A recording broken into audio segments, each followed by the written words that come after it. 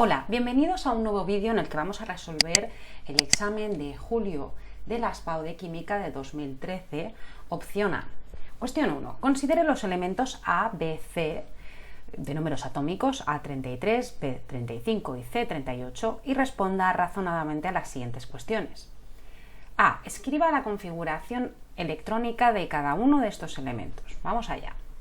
Elemento A, que tiene un número atómico igual a 33, ¿de acuerdo? Su configuración electrónica, siguiendo el diagrama Müller, sería 1s2, 2s2, 2p6, 3s2, 3p6, 4s2, 3d10 y 4p3. Fijaros que tenemos que alcanzar los 33 electrones.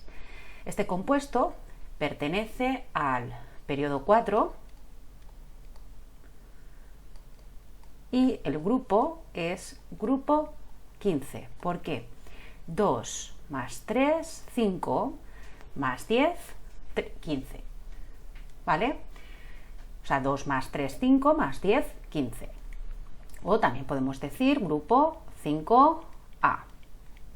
Muy bien. El elemento B tiene un número atómico, ¿de acuerdo?, que es igual a 35 y su configuración será 1s2, 2s2, 2p6, 3s2, 3p6, 4s2, 3d10, 4p5. Pertenece al periodo 4 y el grupo será 5 más 2, 7 más 10, grupo 17, que es halógenos o grupo 7A. Y el elemento C tiene un número atómico de 38. Entonces contamos el número de electrones: 1s2, 2s2, 2p6, 3s2, 3p6, 4s2, 3d10, 4p6 y después de 4p6 va 5s2. Fijaros que tenemos que llegar a 38 electrones. Pertenece al periodo 5 y el grupo es el grupo 2, que son los alcalinotérreos, o grupo 2A, también podemos poner números romanos. Muy bien, vamos al apartado B. Explique cuál será el ion más estable que formará cada uno de estos elementos. Bueno, para hacerlo del ion más estable es que, dependiendo de la configuración electrónica de un átomo, la formación del ion más estable se produce por pérdida o por ganancia de electrones del átomo correspondiente para conseguir así la configuración electrónica más estable. El caso más relevante es aquel en el que la nueva configuración electrónica coincide con la del gas noble más próximo de la tabla periódica, ¿de acuerdo? Y eso formará el ion más estable. Vamos a la primera molécula. Fijaros que la primera molécula, perdón, el primer elemento, no molécula, el primer elemento, fijaros que tiene 4s2, 4p3. Bueno, aquí es más fácil que gane 2 electrones, ¿de acuerdo? Y se forme, bueno, 2 electrones no, sería 4p3, sería realmente que adquiera 3 electrones, ¿de acuerdo? Fijaros, entonces aquí lo que voy a hacer es que va a adquirir 3 electrones, ¿vale? Es más fácil que adquiera 3 electrones que tengamos que quitar 5. Entonces se formará un anión, que en este caso sería el anión A menos 3, ¿de acuerdo? Entonces ese será el ion más estable. El elemento B, la última capa es 4s2, 4p5, es más fácil que adquiera un electrón, ¿de acuerdo?, para alcanzar el gas noble, ¿vale? Y así se formará un anión de tipo, un anión monovalente, es decir, que se va a formar, por ejemplo, en este caso, el elemento B menos 1, ¿de acuerdo? Y en el elemento C vemos que es más fácil retirar 2 electrones para alcanzar el gas noble, entonces aquí perderá 2 electrones de su última capa y así podrá adquirir la configuración electrónica del gas noble. Y entonces, ¿qué va a pasar? Que se va a formar un catión divalente, entonces será C más 2, ¿de acuerdo? Entonces, el ion más estable, recordar que para hacer esto del ion se produce por la pérdida o por ganancia de electrones del átomo correspondiente, para así conseguir una configuración electrónica más estable, siempre al gas noble más próximo. Aquí se forma, en este caso, se forma un anión trivalente, aquí se forma un anión monovalente y aquí se forma un catión divalente. Y con esto ya tendríamos resuelto el apartado B. Muy bien, vamos al apartado C. Voy a borrar porque esto, bueno, el apartado C, ¿qué nos dice? Compare el tamaño atómico de cada elemento con el tamaño de su correspondiente ion más estable. Bueno, aquí lo que tenemos que decir es que los cationes han perdido los electrones de valencia, por lo que tendrán un menor volumen o tamaño que el átomo que les procede. Por lo tanto, el elemento C, que se forma un catión divalente, el radio del elemento C en estado elemental es mayor que el radio del catión, en este caso, divalente, ¿de acuerdo? Y los aniones se han formado porque el átomo del que procede ha ganado electrones hasta conseguir la configuración electrónica del gas noble. Al albergar más electrones en un mismo volumen, la repulsión interelectrónica provoca que la capa se expanda ligeramente, por lo que los aniones suelen tener un tamaño ligeramente mayor que los átomos que los proceden. Entonces, en el caso del elemento A, que tiene un anión trivalente, esto significa que el radio del elemento en estado basal es más pequeño que el radio del anión en este caso. Y lo mismo va a pasar con el radio del elemento B. Tendrá un radio menor que el del anión monovalente. Es decir, que en este caso los aniones tienen radios mayores y los cationes tienen radios menores. ¿De acuerdo? Muy bien, vamos a la opción número D. Bueno, opción número D, no, opción apartado D. D. Ordene los elementos según el valor creciente de su primera energía de ionización. Bueno, la energía de ionización es la energía necesaria para arrancar un electrón de un átomo en estado gaseoso. Para arrancar un electrón de un átomo en estado gaseoso hay que comunicarle la energía suficiente para vencer la fuerza de atracción electrostática de este por su núcleo atómico, y esta fuerza de atracción depende de la distancia entre el electrón y el núcleo y de la carga nuclear. Entonces, lo que vemos es que la energía de ionización avanza conforme avanzamos en grupo y aumenta conforme disminuimos en periodo. Entonces, ¿eso qué significa? Esto significa que la energía de ionización, si lo ordenamos de manera creciente, la más baja sería la del elemento C, después seguida la del elemento A y por último el que tiene mayor energía de ionización sería el elemento B. ¿De acuerdo? Y con esto tendríamos finalizado el apartado D y la cuestión número 1. Muy bien, pasemos. Muy bien, vamos al problema número 2. Dadas las entalpías estándar de combustión del hexano líquido, carbono, sólido e hidrógeno gas, calcule la entalpía de formación del hexano líquido a 25 Celsius y ve el número de moles de hidrógeno consumidos en la formación de una cierta cantidad de hexano si en la citada reacción se han liberado 30 kilojulios. Entonces aquí tenemos las entalpías de combustión estándar, ¿de acuerdo? Por ejemplo, la de combustión estándar del hexano, la del carbono y la del hidrógeno. Entonces aquí te dice también que consideres que en los procesos de combustión donde se forme agua, esta se encuentra en estado líquido.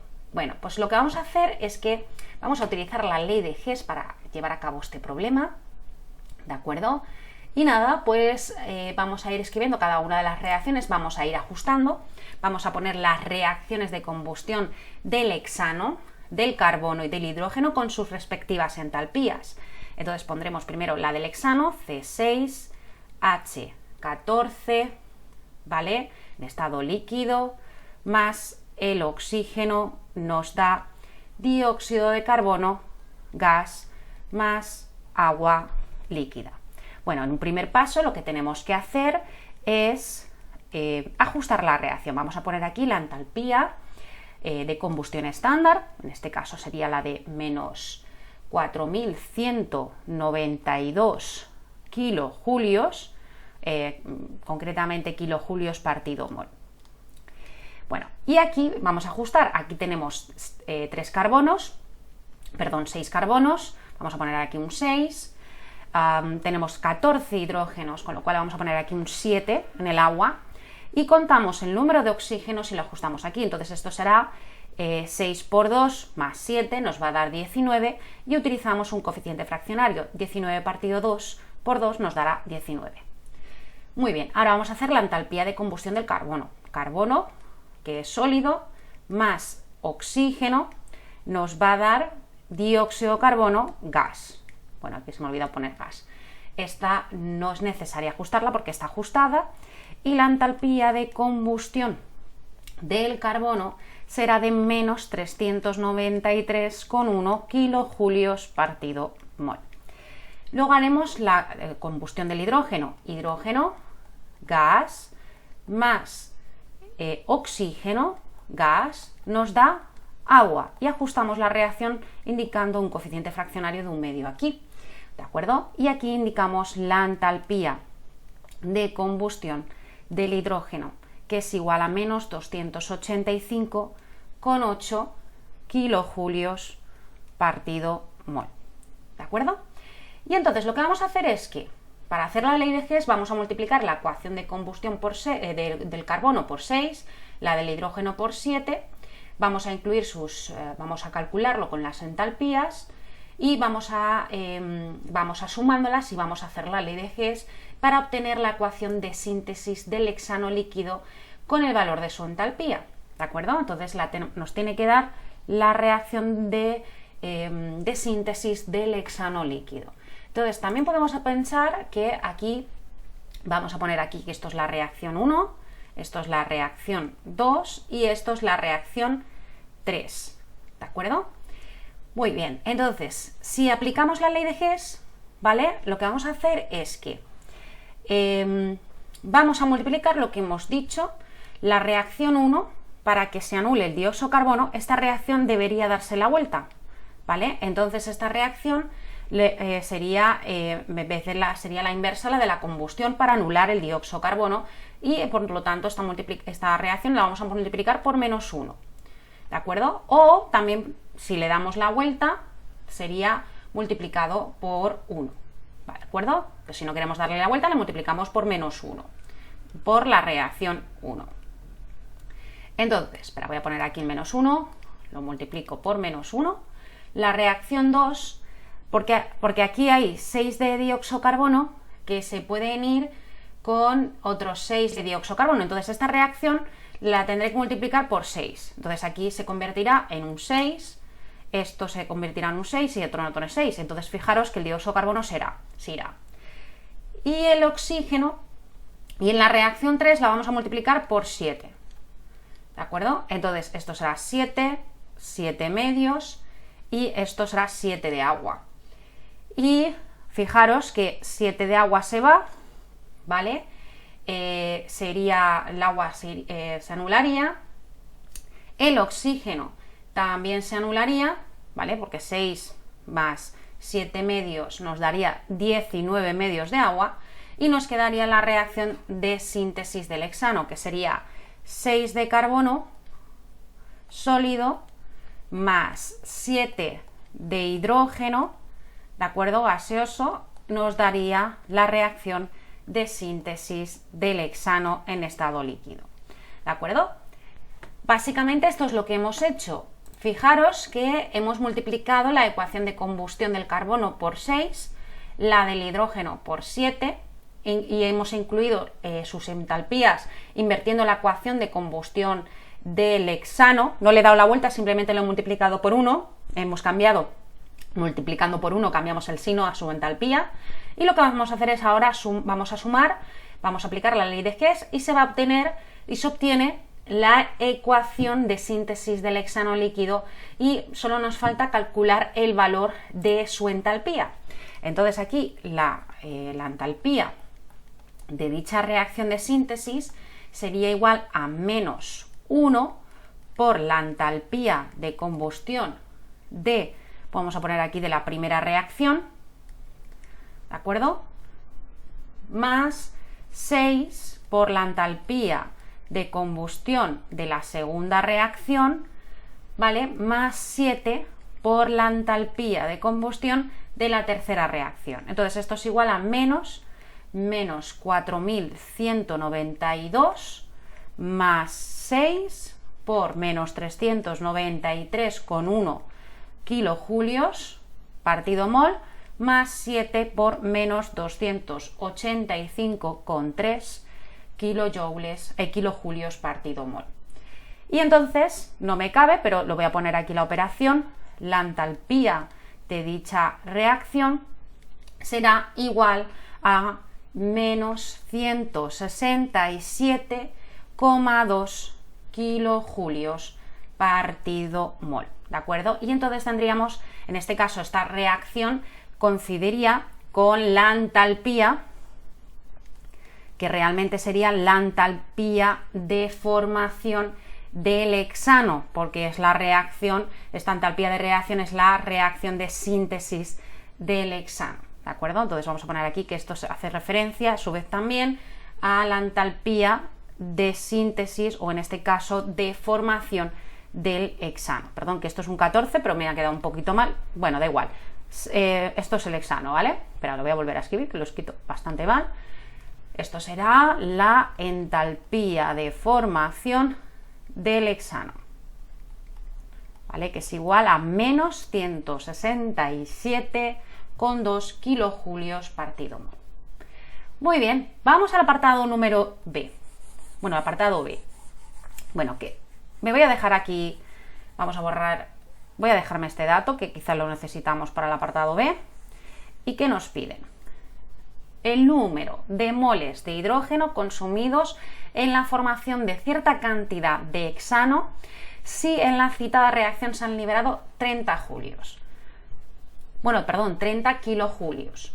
Bueno, pues aquí lo que va a pasar es que ¿qué va a pasar? Pues que aquí se desprende 177,2 kilojulios y se consumen, en este caso lo borrado, pero antes en la reacción vemos que se consumen 7 moles de hidrógeno cuando se desprenden 30 kilojulios. Entonces se han consumido, hacemos la conversión, ¿vale?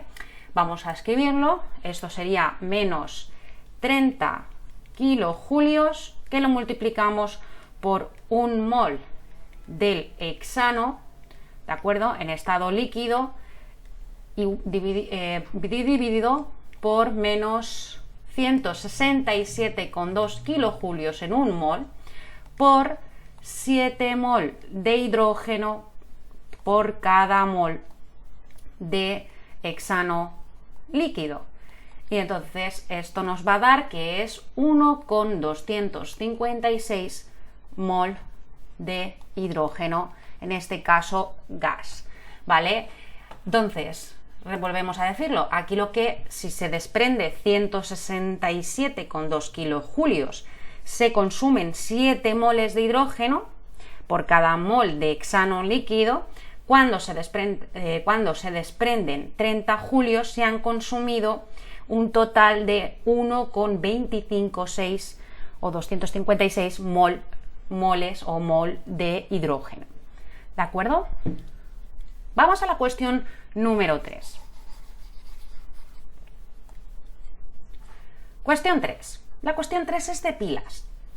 Dada la pila a 298 Kelvin, tenemos un electrodo de platino con hidrógeno, un electrodo de cobre. Además, fijaros que tenemos la notación de la pila. Indique razonadamente si son verdaderas o falsas cada una de las siguientes afirmaciones. Bueno, lo que vamos a hacer es que ya que tenemos la notación esquemática de la pila, vamos a calcular qué pila tenemos aquí. Fijaros que la notación de una pila siempre es lo mismo. Esta parte de aquí es el ánodo, ¿de acuerdo? Esta doble flecha es el puente salino. Y aquí a la derecha tenemos el cátodo, ¿de acuerdo? Entonces, en el ánodo se da lugar la reacción de oxidación y en el cátodo la semirreacción de reducción, ¿de acuerdo? Entonces vamos a plantear las semirreacciones. Tenemos aquí la de reducción, la de la pila. En cuanto a la reacción de reducción es en el cobre, cobre más 2, que pasa a cobre sólido, por la notación que la pila que nos escriben, más 2 electrones ajustando. Y la semirreacción de oxidación, que está en el ánodo, sería la del electrodo inerte, que es la del hidrógeno, la del platino con el hidrógeno. Y entonces aquí tendríamos que hidrógeno, ¿vale?, que sería gas, nos da protones, ¿vale?, que en realidad son 2 protones, ajustándolo, y aquí pues tendríamos que sumar 2 electrones. Sumamos las semirreacciones y obtenemos que cobre en disolución acuosa, ¿de acuerdo?, más hidrógeno gas, bueno, aquí será hidrógeno, es igual a cobre sólido más 2 protones en disolución acuosa. Bueno, y entonces aquí vamos a poner el potencial estándar de reducción en medio ácido, en este caso en el cobre será más 0,34, y aquí el potencial de oxidación, que, bueno, pues tenemos el de reducción, cambiamos el signo, pero como es 0, como es un electrodo inerte, será 0 voltios. Entonces, la variación del potencial de la pila será igual a 0,34 voltios. Entonces, con toda esta información que tenemos aquí, que nos dicen, básicamente tenemos construida la pila, recordar que en el cátodo, que se da la reacción de reducción, es donde se encuentra el potencial estándar de reducción más alto, ¿de acuerdo? Aquí el elemento que tiene más tendencia a reducirse es aquel que tiene un potencial de reducción más alto, ¿de acuerdo? Entonces, la primera afirmación nos dice que el potencial estándar de la pila es de más 0,34 voltios. Entonces, esta afirmación tenemos que decir que es cierta, porque el potencial de una pila, fijaros que lo hemos sumado, lo hemos obtenido, esa variación del potencial de la pila, lo hemos sumado con la variación del potencial de reducción más la variación del potencial, más el potencial de reducción más el potencial de oxidación. Entonces vemos que en el caso del potencial estándar de reducción del electrodo de cobre es más 0,34 y en el del hidrógeno es 0. Entonces vemos que la variación de dicho potencial es de signo positivo y es el mismo valor que se indica en el enunciado. Apartado B nos dice: el electrodo de hidrógeno actúa como cátodo. Bueno, esta afirmación es falsa. Toda pila electroquímica, el cátodo es el electrodo cuyo potencial estándar de reducción, lo que hemos dicho, es el que tiene un valor más positivo y más alto, o menos negativo en cualquier caso, ¿no? Y como el potencial estándar de reducción del hidrógeno es 0, este electrodo actúa de ánodo. Entonces el hidrógeno en este caso no está actuando en el cátodo, sería el cobre, y el hidrógeno sería el ánodo, ¿eh? Bueno, el C, que dice que el ion cobre más 2 tiene más tendencia a captar electrones que el ion hidrógeno. Esta afirmación es verdadera. Cuidado con lo de tendencia a captar electrones. A ver, el ion cobre, esta afirmación es verdadera porque mientras que el potencial de reducción sea más positivo o menos negativo sea el potencial estándar de reducción del par, mayor es el carácter oxidante de su especie oxidada, es decir, que mayor es la tendencia de dicha especie a aceptar electrones.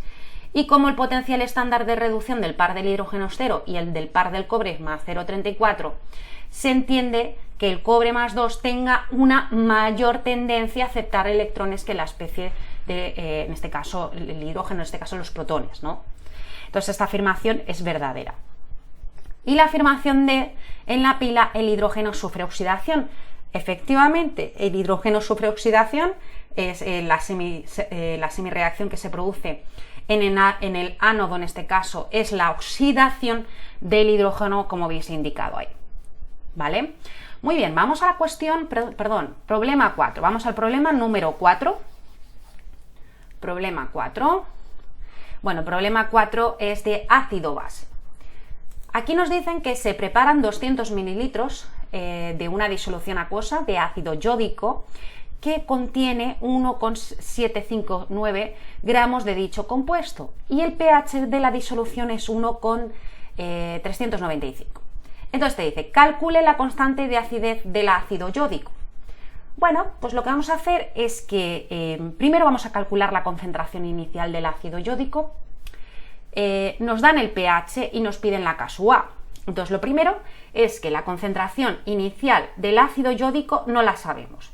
Vamos a calcularla aquí mismo. La concentración inicial es igual al número de moles del ácido yódico partido el volumen en litros, que es concentración molar, y a su vez el número de moles es la masa en gramos partido el peso molar, dividido, para hacer la concentración molar, en litros. Entonces la masa en gramos de dicho compuesto es del ácido yódico es 1,759 gramos y el peso molar del ácido yódico no lo tenemos, pero lo podemos calcular en un momentito. Fijaros que nos dan las masas atómicas. Entonces la masa atómica del hidrógeno es 1, la del yodo es 126,9 y la del oxígeno es 16 por 3. Entonces esto nos da que esto es 175,9 gramos partido mol. Entonces aquí es 175,9 gramos partido mol en un volumen que se disuelve, que aproximadamente, que es de 200 mililitros, que esto es lo mismo que decir 0,2 litros. Entonces la concentración inicial del ácido yódico es de 0,05 molar. Entonces nada, vamos a hacer el cuadro de disociación. Si nos piden la K/A del ácido yódico, el ácido yódico es un ácido débil que se disocia, que tiene una disociación inferior al 100%, ¿de acuerdo? Entonces tenemos aquí el ácido yódico, lo voy a escribir tipo Arrhenius, ¿vale? Nos da la sustancia desprotonada, ¿vale? El ion yodato más protones. Y entonces tenemos la concentración inicial del ácido, que la hemos calculado, que es 0,05 molar. Aquí obviamente no ponemos, no hay nada, y reaccionan, o la variación será menos X, más X, más X, y la concentración en equilibrio será 0,05 menos X, X y X. Entonces, si ponemos la K/A, la constante de concentración en este caso de equilibrio, en este caso la K/A, esto es igual a la concentración de yodato por la concentración de protones partido la concentración del ácido. Entonces nosotros tenemos que calcular, en este caso, la K/A. Fijaros, otro dato que nos dan es que nos dan el pH. Entonces el pH, recordemos que se calcula como el menos logaritmo de la concentración de protones. Entonces si conocemos el pH, conocemos la concentración de protones. La concentración de protones, si veis, es el valor de X, ¿de acuerdo? Entonces, sabiendo el pH, podemos averiguar la concentración de protones o el valor de X en este caso, que será 10 elevado a menos pH si lo despejamos. Entonces la concentración de protones es igual a 10 elevado a menos 1,395. Con todo esto podemos calcular sin ningún problema el valor de K/A. Entonces K/A es igual a X por X partido 0,05 menos X, y esto será 10 elevado a menos 1,395 elevamos al cuadrado, porque está multiplicado por sí mismo, dividido entre 0,05 menos 10 elevado a menos 1,395. Y obtenemos que el valor de K/A es igual a 0,1674, ¿de acuerdo? Si hacemos un poco de aproximación, y este será el valor de K/A. Y con esto tendríamos resuelto el apartado A. Muy bien. ¿Qué nos dice el apartado B? Si a 20 mililitros de una disolución de ácido yódico se le añade 10 mililitros de una disolución de hidróxido sódico 0,1 molar, razone si la disolución resultante será básica o neutra. Bueno, esto lo podemos razonar en el sentido de que se puede calcular, pero aquí simplemente te dicen que lo razones. Bueno, entonces vamos a razonarlo. Vamos a razonarlo con justificación de teoría, no nos dice que lo calculemos, nos dice simplemente que razonemos si se trata de un ácido, si la disolución resultante será ácida, básica o neutra. Nosotros tenemos que aquí es una reacción de neutralización, que tenemos el ácido yódico, más hidróxido de sodio, ácido y base, van a generar una sal, que en este caso será yodato de sodio, ¿vale? Yodato de sodio más agua. Entonces, si cogemos la sal de yodato de sodio y la disociamos, nos da ion sodio más ion yodato. Bueno, entonces en el caso del ion yodato, el ion yodato es la base conjugada fuerte de un ácido débil, por lo tanto más fuerte que el agua, y entonces habrá una reacción de hidrólisis alcalina, ¿de acuerdo? Y en el caso del ion sodio, el ion sodio es el ácido conjugado débil que procede de una base fuerte, que es el hidróxido de sodio. Entonces es más débil que el agua, entonces no hay reacción de hidrólisis. Entonces el pH de la disolución será ácido por una hidrólisis alcalina del ion yodato.